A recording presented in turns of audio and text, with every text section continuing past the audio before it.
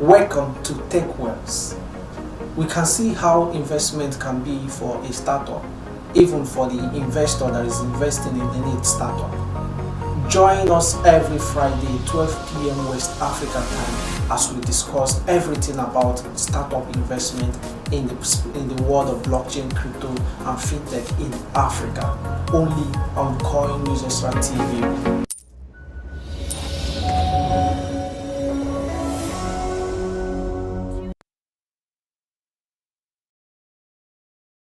Welcome to another episode of Tech Wells. Today is the episode 5. So we've been here discussing everything. This show is about startup ecosystem and investment world. So we are startups founders come in contact with investors. So very interesting. So today we'll be looking at my journey as a startup founder. So we're going to be hearing from a startup founder, how he's an African startup founder, how his journey has really been, what are the challenges that he faces as a founder. So these are more that we're going to be looking at on today's episode. So I'm your host, Lee. So I'll be piloting the show, and very soon I will also be introducing our guest. So do well to, because we are broadcasting across 4 channels, so do well to like and share this live stream wherever you are joining us from. We are live on YouTube, live on Facebook, LinkedIn, and Twitter. So do well to share so that more people will get to hear more about how to be a startup founder. People that are already in the journey and people who wants to join in the show. So let's go for a short break. When we return, I'll be able to welcome our guest and we'll delve into the discussion proper. We'll be right back.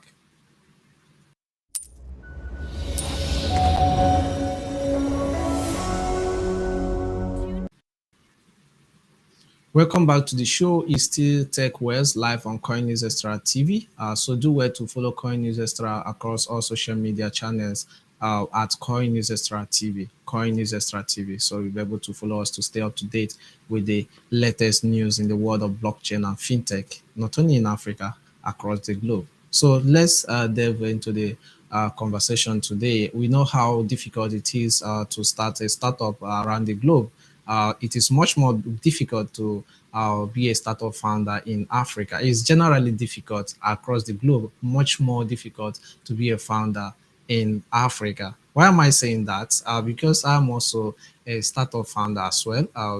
We are on this journey together. We've been able to see the challenges it is for anyone to run a startup. We could also, when it comes to investment, we see investments coming into Africa. You say a lot of projects are raising. Yes, indeed they are raising, but I know many of them go through rigorous processes to be able to raise funds. They are a lot of, when compared with people who are not in Africa, other founders that are outside Africa, because I've been able to interact with over 100 founders across different continents, different nations, and I've been able to hear them, interact with them, and see how, even though they face challenges, they can't compare it when it comes to Africa. But we believe that will change gradually with the influx of investment that are coming into Africa.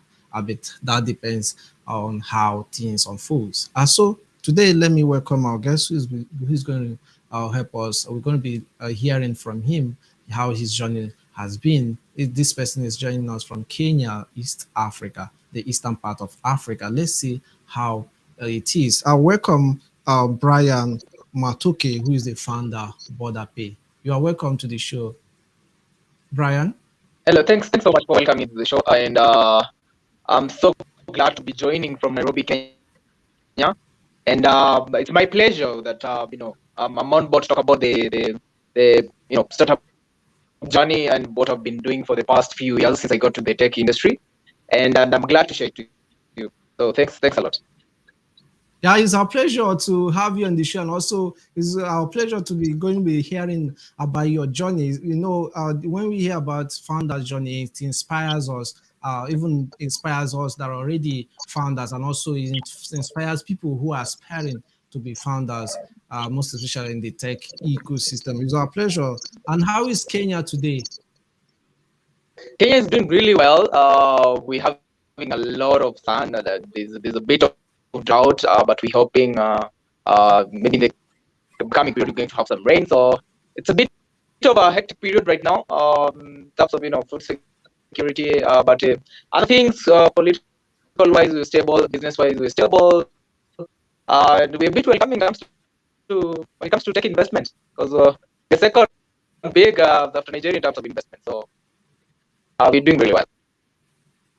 Yeah, that's interesting. That's a very nice one. Over here in Nigeria, Nigeria decides by tomorrow, Nigerians will be stepping out to go and vote a new president and legislatures.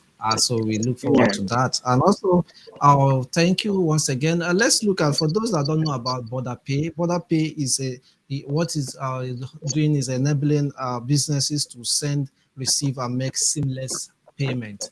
So let's look at why Border Pay. Have you opened a startup before aside Border Pay? So Borderpay is actually my second startup. Back then I was in the South Point, but in real estate when I started. But I got to realize that most of my clients had issues when it comes to buying groceries, getting credit on buying their daily essentials. That's when I started my first startup that was called myshopper.com, and that we enable people to shop from their favorite retail stores such as supermarkets, grocery stores, through the shop now and pay later model. But I was acquired before now I started BorderPay. So BorderPay is my second startup. I believe one of the challenges when I saw that Border Pay is about payment, seamless payment, I was kind of interested because one of the challenges we are having in Africa is when it comes to payment and remittance, and it's still a big challenge when it comes to this our dear continent. So let's look at what made you to venture into tech and this payment sector. For me, basically, as a company that I run, I've been looking into solving real African challenges with digital solutions that's in tech, smart technology, in terms of bringing really a solution to the people of Africa through technology in the most seamless and simplest way. And when it comes to border pay, border came in mind when I realized that most of the local businesses are doing imports, exports, and also tourists that are flocking into the country are having a lot of challenges making cross-border payments or even domestic payments. If you look at the East African market, when it comes to mobile money adaptability, we are almost like 70% in M-Pesa adaptability, especially in Kenya. And I got to realize that it works for the domestic market that's in Kenya. It's simple to make payments, but it's not working to me as a business person who is trying to buy commodities from Uganda because I'm based in Kenya. Because I realized most of the traders, more than 70,000, accredited traders in Nairobi, get to cash out money in Kenyan shillings, go to the Ugandan border to exchange them to Ugandan shillings for them to make payments in Uganda to their merchants where they're buying their stock. And mind you, these are traders who are doing a turnover of about 2 million Kenyan shillings. That's like 20k, 20,000 USD per month in terms of turnover. So good to realize it's really a challenge when it comes to Kenya, Uganda in terms of currency, because you get to realize now Uganda, they are MTN is working really well, but in Kenya M-Pesa is working, and that's where the talk of a challenge comes in, and this affects even Kenya traders. About East African traders wanting to import things from Dubai, China, or Turkey as well. That they need to go to agents. Those agents are the ones who make payments to them, to their merchants. So that's when I asked myself, why can't I come up with a solution that is simple, and me as a trader, I am able to make a simple, seamless payment to my merchant in Dubai, to my merchant in Uganda, to my merchant in Rwanda. That's why I built an e-wallet that enables businesses to make seamless, cross-border payments to neighboring countries, cross-continental, to enable them to buy stock, and as well also enable tourists who are flocking to the country to make payments to mobile money. That's MTN, M-Pesa, Tigo Pesa, Airtel Money, without really owning the telco line or getting to register their mobile wallets. So we've integrated all those mobile money into our wallet, in that you just need to fund a border pay wallet and you're able to make payments in Kenya, make payments in Uganda, make payments in Rwanda, and we're thinking of also launching in other countries as well. Interesting. Let's look at the challenges that you face as a founder in Kenya and the eastern part of Africa. Because I know here in Nigeria, one of the challenges we face as founders is one, we are having like this live broadcast with our own solar powered electricity. Those are challenges we have over here. We have the challenge of data network and all the rest of them. So, what are some of those challenges that you face over there in Kenya and other East African founders face uh, in this ecosystem? So I'd mentioned that from an ecosystem that I stand in as one of the participants and trying to nurture out other founders and other people trying to get to the tech space. It's actually called the Young Founder Space. And in many of the challenges that I found, especially, let's start with the internal challenges and the external challenges that affect a business. So most of the internal challenges is actually to get to idealize your idea from an idea to become a business. So you get to realize that most of the founders have that challenge of really getting to know that this is the idea I have in mind. What does it look like on the reality business side and out there in the market, and how can I get to build it? So internally, you get we lack knowledge itself on how is the government regulating the industries that I'm getting into.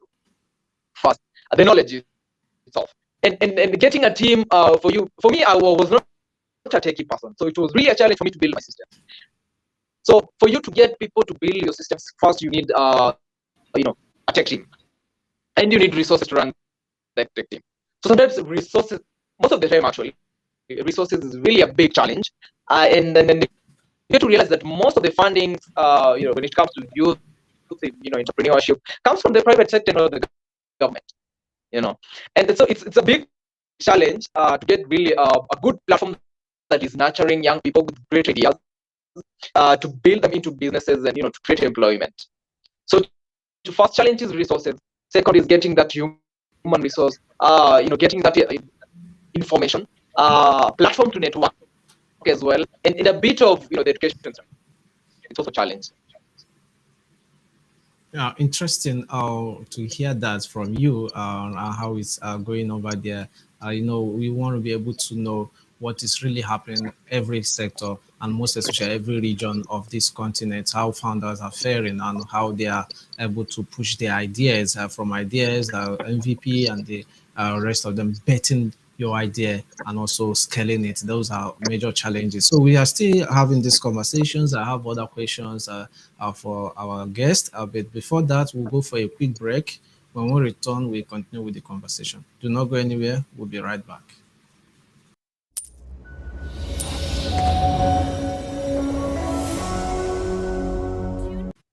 Mike, you're okay.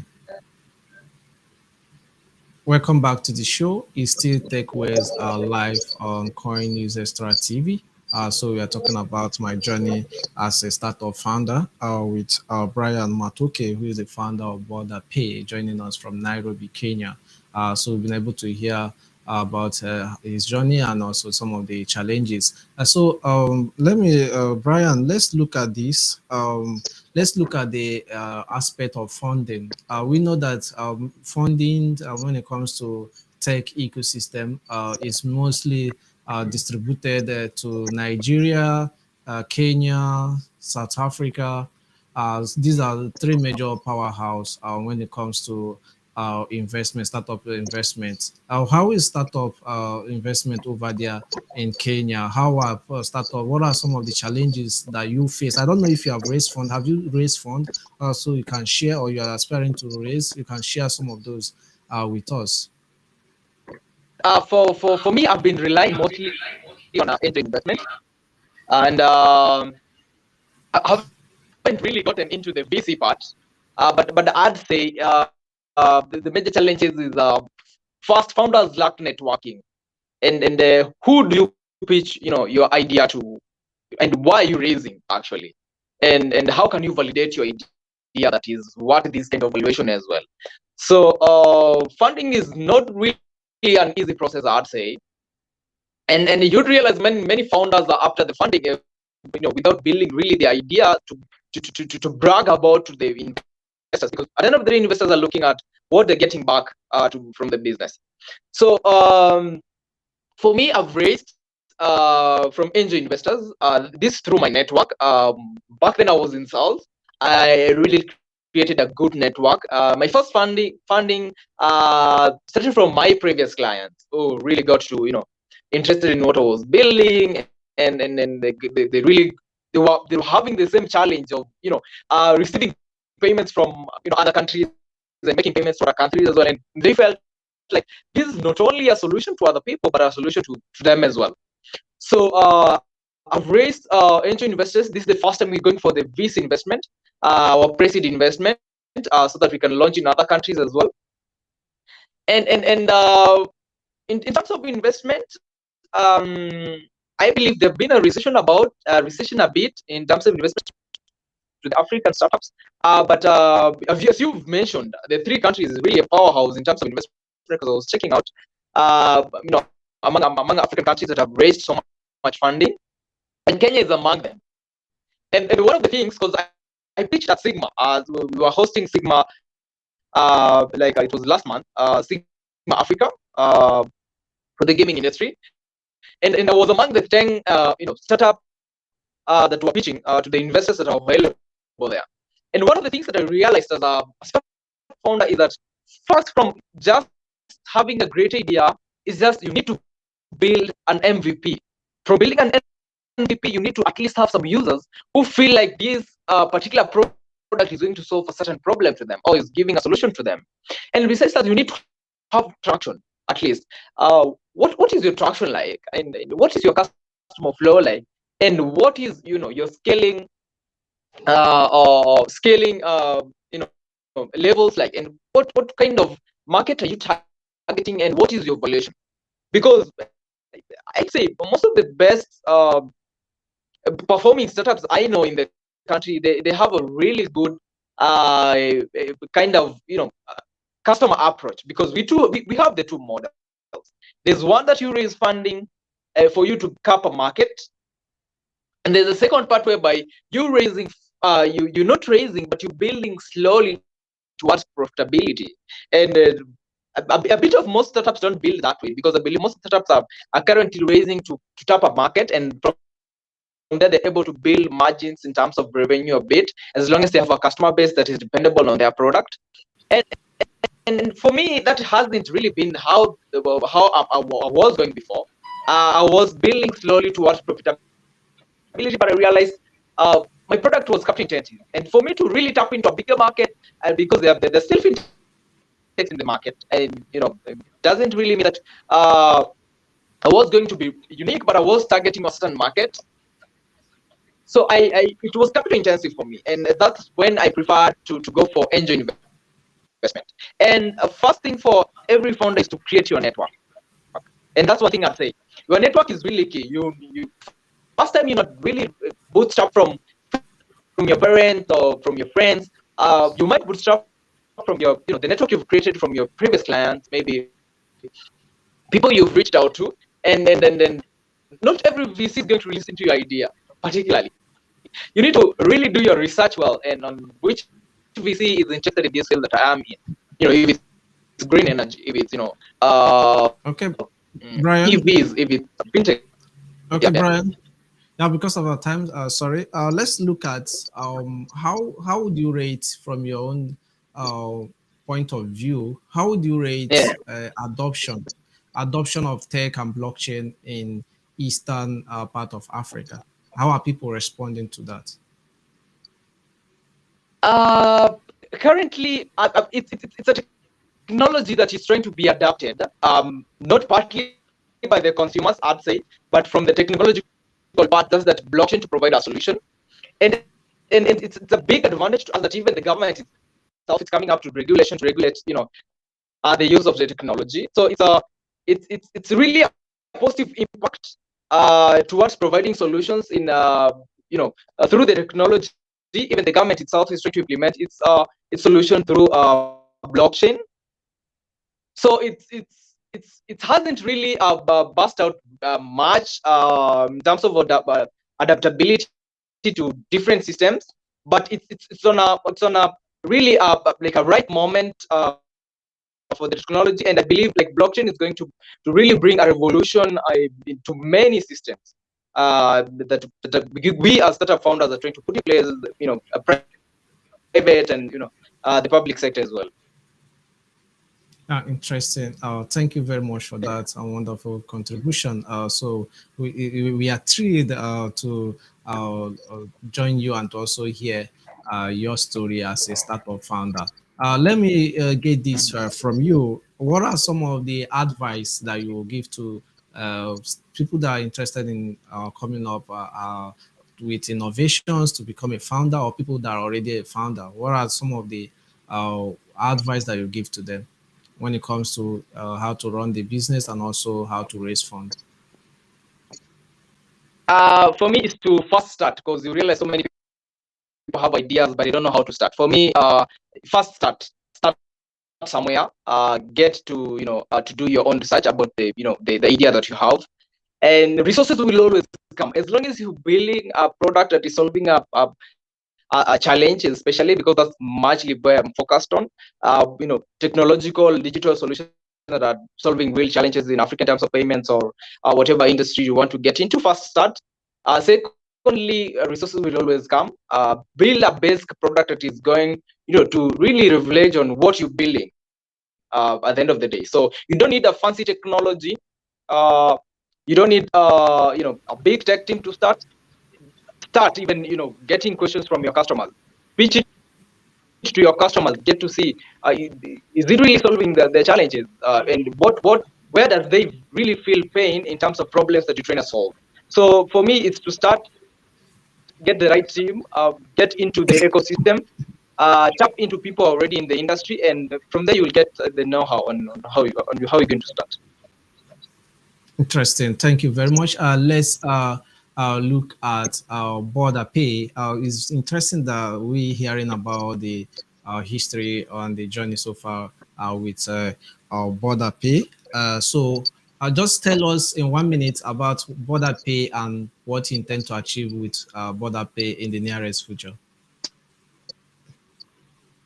So first of all, we want to really build border pay into an e-wallet that is dependable by businesses to do cross-border payments.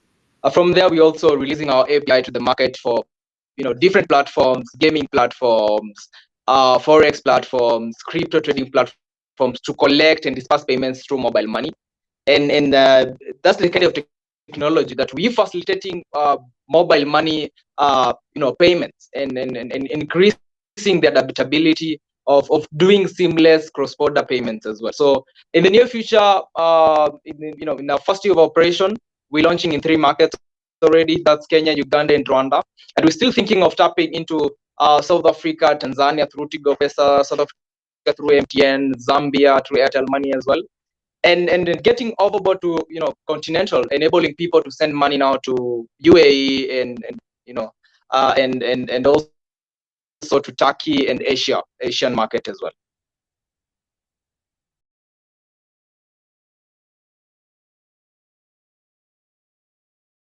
I cannot hear you, sorry. You said you have raised from angels. Are you open, or are you? When are you going to be open for VCs? Anytime soon? We open currently our pre-seed. So there are a bit of VCs that we are in talks to, and we're also looking into raising from other VCs. So we'll be having a target for pre-seed, so that we can scale our product further, and get to launch in other markets as well. So yeah, we're raising from VC this time, our first pre-seed funding from VC investment.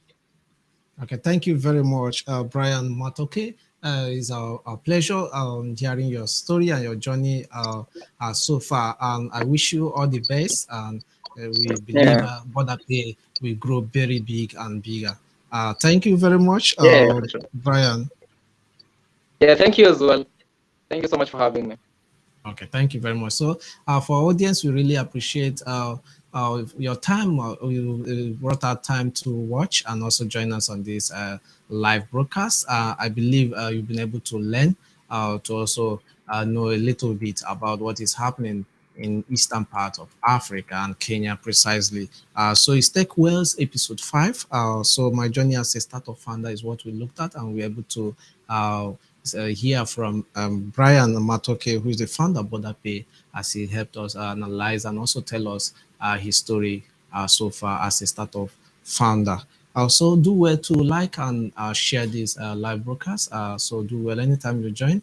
If you watch later, do well to like and share so that people who are intending to innovate will be able to hear this story and also know some of the things they are going to face. And although people that are already in the race will be able to know how to adjust. So thank you very much. This is how I'm signing off for today's episode of Tech Wells.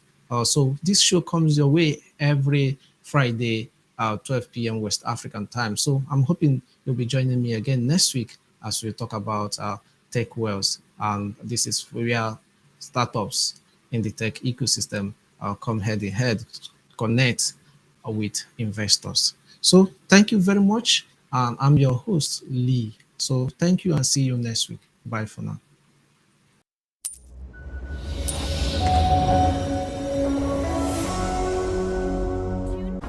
Welcome to TechWells. We can see how investment can be for a startup, even for the investor that is investing in any startup. Join us every Friday, 12 p.m. West African time, as we discuss everything about startup investment in the world of blockchain, crypto, and fintech in Africa. Only on Coin News Extra TV.